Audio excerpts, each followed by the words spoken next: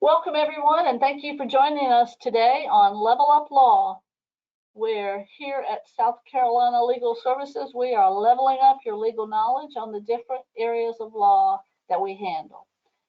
I'm Susan Engel, Senior Staff Attorney with South Carolina Legal Services, and I will be the host today of the webinar, along with our producer, Kenneth Elliott from our IT department here at SCLS. We are joined today by one of our excellent attorneys, Attorney Tiffney Love from our office in Columbia. She will be sharing information on the ABCs of student loan debt.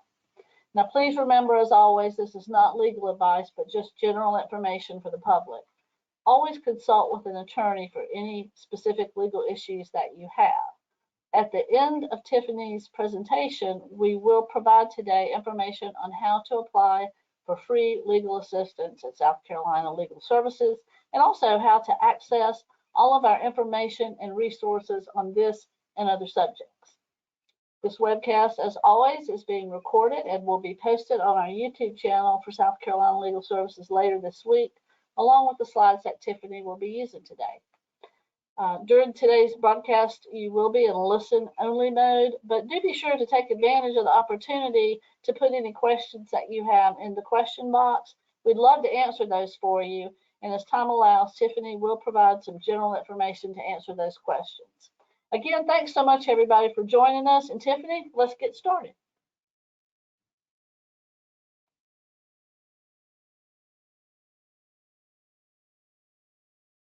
All right, thank you guys for attending today. As Susie mentioned, my name is Tiffney Love, and I'm going to be discussing the ABCs of student loan law and giving you tips for tackling student loan debt. Now, this is meant to be a basic overview on how to handle your student loan debt. So it's not a deep dive into the specific payment plans or particular terms of your promissory note. So just keep that in mind that this is an overview.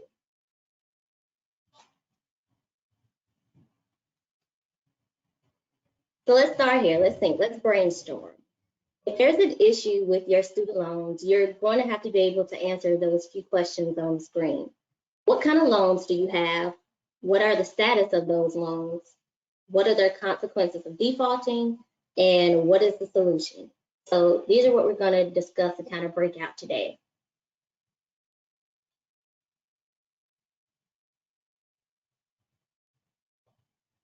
First thing you need to do is visit www.StudentAidgov for a complete history of your student loan payments or student loan. It shows your loan servicer details. It shows your master promissory notes, whether or not you qualify for any loan forgiveness. It gives information on how to lower your student payments, if you want to get temporary relief. All of that information is there. So that's where you want to start.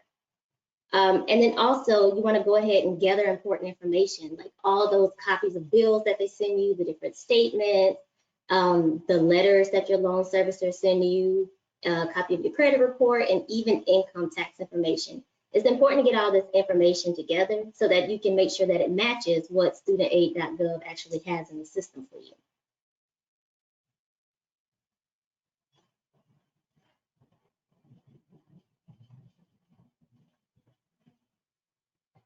So if I'm trying to get a hold of my student loan debt, there are important things that I need to know. And that's, again, I'll keep saying this, but this is very important. It's where you have to start is what type of loan do you have? What is the status of that loan? Are the loans in default? Are they current? Are they in forbearance? What's the history of that loan? Have you defaulted before? Have you been in a forbearance before? Has that loan been sent to a collection agency? What letters or other contact has the loan holder made with you? What is your income? How do you file your taxes? What's your current occupation? Do you qualify for some forgiveness because of your current occupation? What school did you go to? Did your school close down before you had an opportunity to graduate? And how are these loans being reported on your credit report? These are all important information that you should know.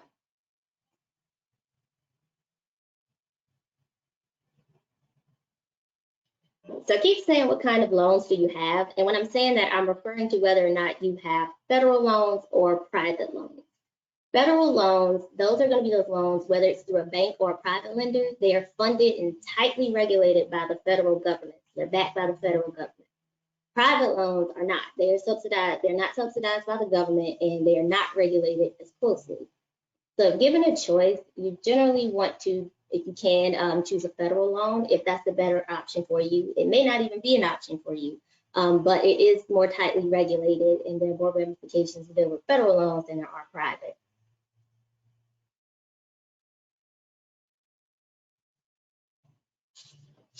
When I'm saying federal loans, you can identify those. Usually that's going to be the direct loans, those federal family education loan programs, Perkins loans, Stafford, subsidized loans, unsubsidized, and Parent Plus loans. And then private loans are going to be those loans that were taken out directly from your school, or if you had to get an education loan from a bank to pay for your school. Those are what private loans are.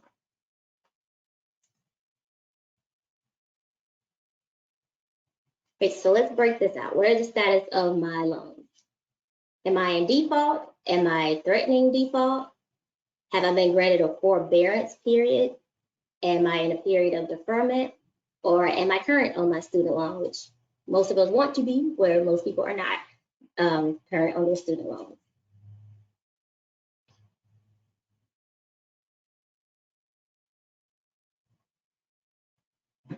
So now that I know the type of loan that I have, and I know my status, and that I am in danger of defaulting, there are a few things that you can do to prevent that default. You can actually apply for an income-driven repayment plan. The student aid website actually, it lists out each plan and the criteria for each plan, and there's even a calculator there that can estimate how much you'll have to make in one of these plans if you decide to enter into one. They have income contingent repayment plans, income-based repayment plans, pay as you earn, revised pay as you earn. And I won't get into the specifics of each one, but they're based on your income. All of them pretty much have the same criteria in as much as you're paying what you earn. Your payments are going to be solely based on your income.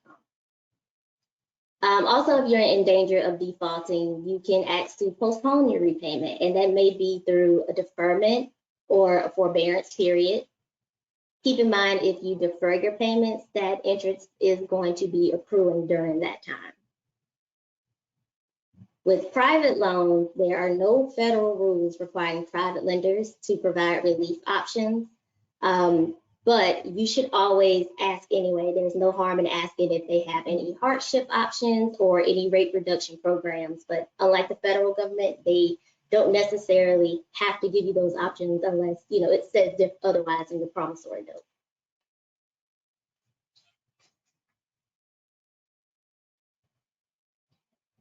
So what if you've already defaulted and you want to get back into a repayment from that default? So there's consolidation and rehabilitation. Those are two options. With consolidation, that is a brand new loan. It's similar to refinancing, and you can consolidate some of the loan, all of the loan, or even just one loan. You can actually consolidate one loan as well. And it helps you to get out of default quicker. There's also an option of rehabilitation, which is the same loan. You make 9 reasonable payments, reasonable and affordable payments in a 10-month period, and each individual loan must be rehabilitated. These are something you definitely have to consider whether or not these are a good option for you, because they both have pros and cons. Extending the life of your loan, maybe making more payments. So you definitely want to make sure that consolidation or rehabilitation is best for you. There's actually a bunch of pros and cons to each one. So definitely look into whether or not this is an option that you consider before you just decide you want to consolidate your loans or some of your loans.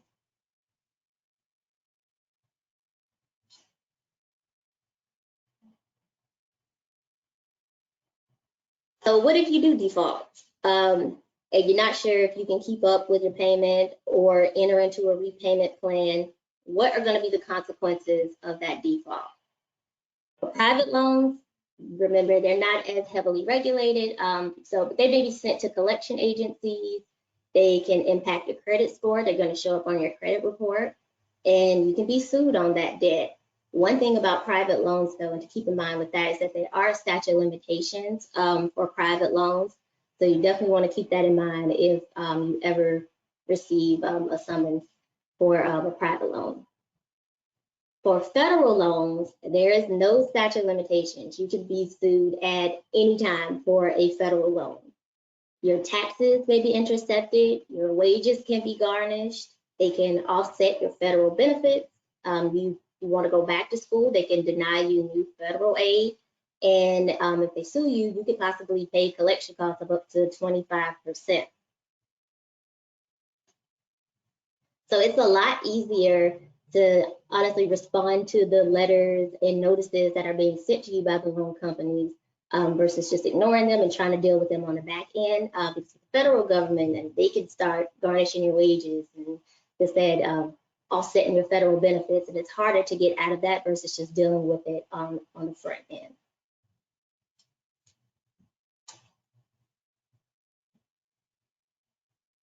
So what about discharge or cancellations, or how do you just get rid of them? There are a few options. Each one of these options has specific criteria, and some even have tax consequences. So again, these are options that you want to actually do research into on your own before you decide to apply for them. And that can be public loan service forgiveness or public service loan forgiveness. Your school closed before you had an opportunity to graduate.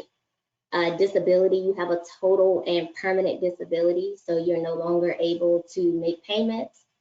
Death, the borrower passed away. Those specific repayment plans that we spoke about earlier based on income. Bankruptcy, sometimes student loans can be discharged through bankruptcy. It's kind of difficult to prove because you have to really prove that it's an undue hardship to have them discharged through bankruptcy. And even some private employers have incentives for their employees. So if you work for a company a certain amount of time, they may pay a portion or all of your student loans. Again, with private lenders, they don't have to give you any cancellation options unless it's in your promissory note, but you do have the option to ask them if they do, or see if there's any way to cancel your debt through if the person dies, or if you have a total and permanent disability.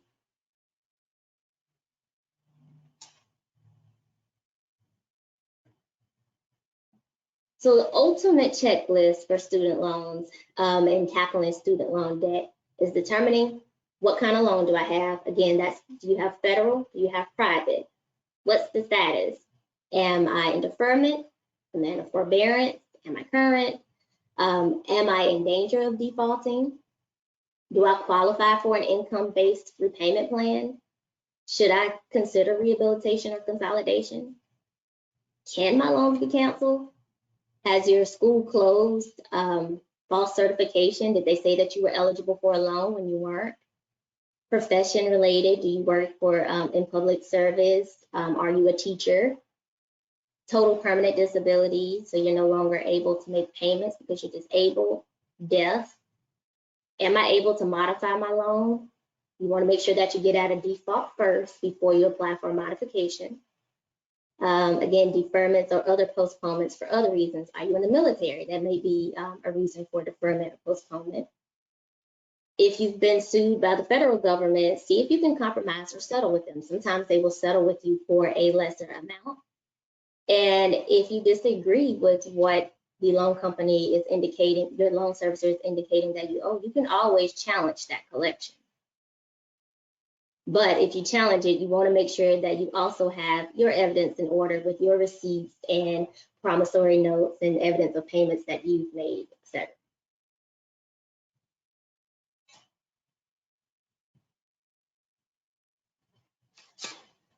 So as of now, student loan payments have been suspended through September 30th of this year. That means that there's going to be a 0% interest rate on certain federal loans, payment suspension, so the balances are not going to grow during this time. The covered loans are direct loans and federal loans that are owned and backed by the Department of Education specifically. If you are enrolled in one of those income-driven repayment plans or public service loan forgiveness, the suspension is going to count towards your loan forgiveness. So it's as if you're still making your monthly payments. It's going to go towards that amount. Extensions, each year you have to certify your income if you're in one of those income-based repayment plans. So the extension has been granted to recertify until September 30th of this year. Suspension on collection of default loans. If you defaulted, they're not in collection right now. They're not going to be coming after those until a little later in the year. And then also time on suspension counts towards rehabilitation. So remember those 9 payments for 10 months that I mentioned. This time also, without you making a payment, this counts towards your rehabilitation as well.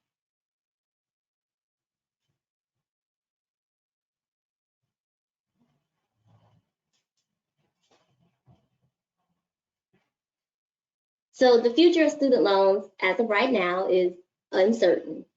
We know that members of Congress have proposed canceling 50% of federal student loan debt for each borrower. And while that may not help some people, according to the National Consumer Law Center and the Center for Responsible Lending, $50,000, canceling $50,000 per borrower is going to render almost 50% of individuals debt-free from their student loan, which will make a huge difference for some borrowers. And also, President Biden had indicated that he would provide widespread cancellation, though it's not clear how much he would cancel. I think it's been rumblings of 10,000, 20, 50, but we're not exactly sure yet how much, if any, is going to be canceled there. So right now, the future of student loans is uncertain, but what is certain is that there has been an extension until September 30th of this year before your federal student loans that I mentioned earlier will go back into repayment. Of course, if you can pay them now, you can continue to make payments on your student loans, but you don't have to right now.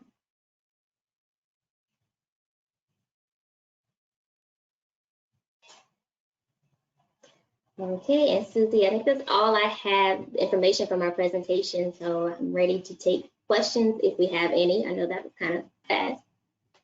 Yeah, we do have some questions, so that's great that you've got a little bit of time to answer them.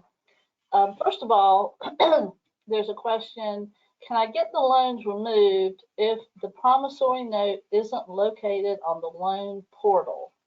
I'm not sure what loan portal they're talking about, but you may. Yeah, I'm not sure. Maybe he's talking about the student aid website.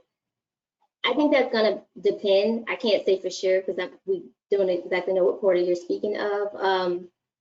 So I really don't want to answer that because I'm not sure where promissory note's not showing up. Okay, well maybe that listener can give us a little bit more information on that and we can be more specific. There's another question. How can I consolidate my payment or get loan forgiveness or get a lower payment on my student loan while working for a nonprofit? Okay, so there is the public service loan forgiveness option that you can actually apply for on the www.StudentAid.gov website. And the criteria is listed there to let you know whether or not you qualify. And the application is there. So just go to that website, log in, and you can go ahead and complete the application to see if you qualify for the public service loan forgiveness.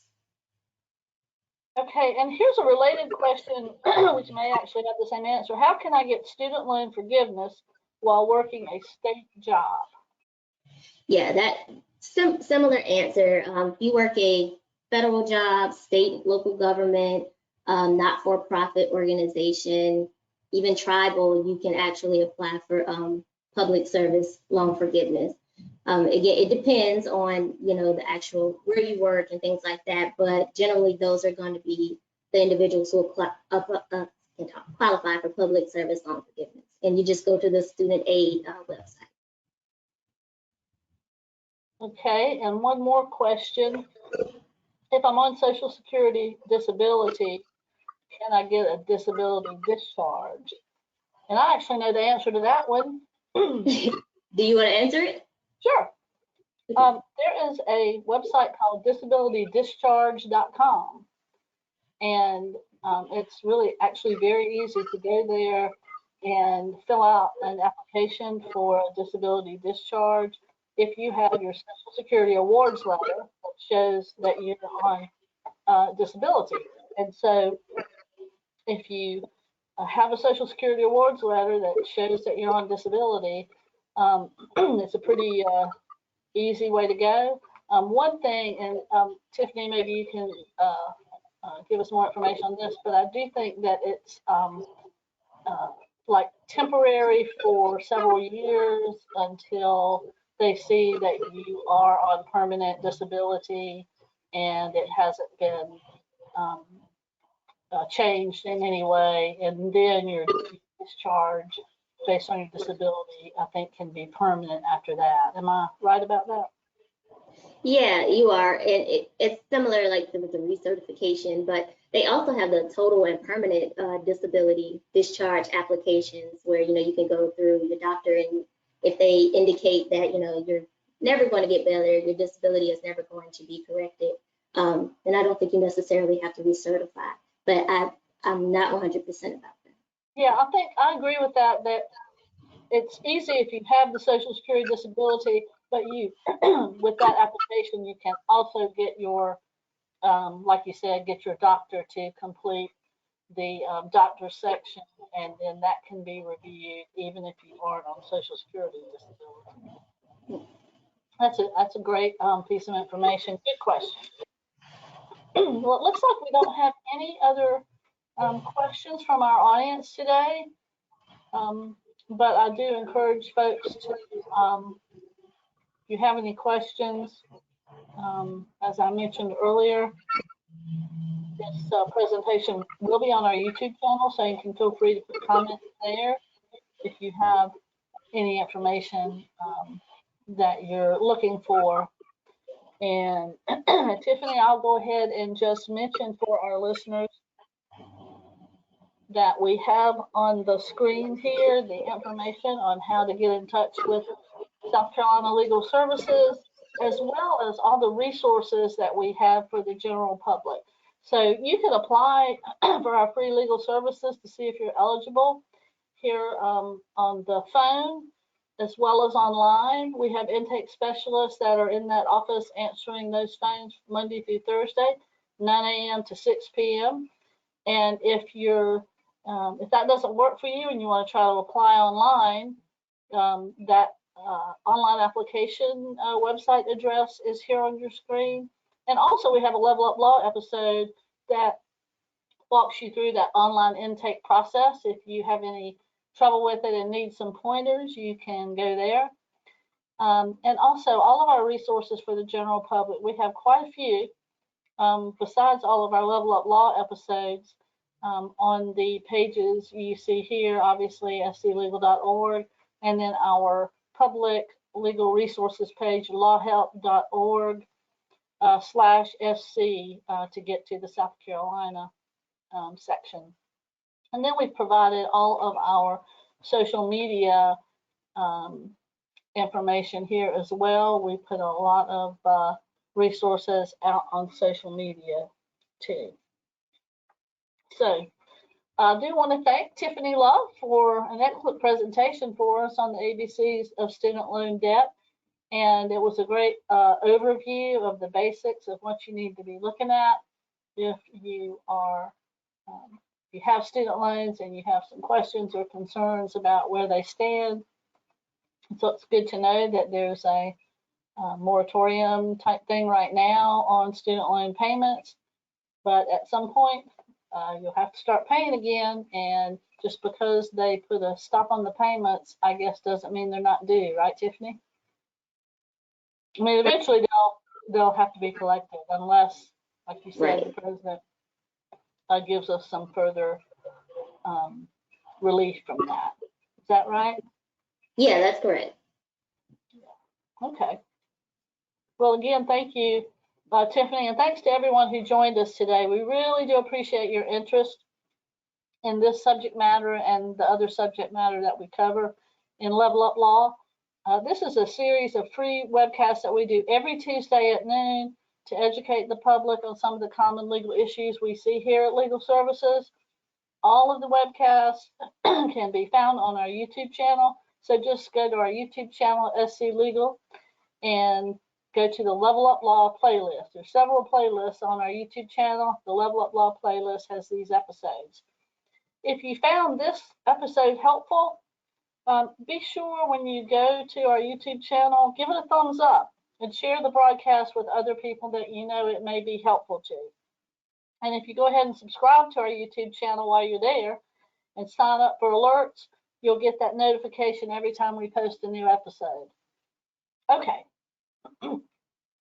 If you have an issue, remember, you can apply for our legal assistance, and hopefully, if you're eligible, you can get some free legal representation. No guarantees of that. That's why you have to call or apply online. An easy way to see what's coming up each week on Level Up Law is to check our South Carolina Legal Services Facebook page, as you see here, or follow us on Twitter or Instagram, and we put out the notifications and the information about upcoming episodes there. Speaking of upcoming episodes, next week we'll be talking about what are your rights when it comes to robocalls. We've all gotten them, and you do have rights, so tune in next week to see what your rights are when it comes to those robocalls. So thanks everyone for tuning in to Level Up Law today. We look forward to having you back with us next week. Again, thanks to Tiffney Love, and that concludes today's webinar. Thank you. Bye.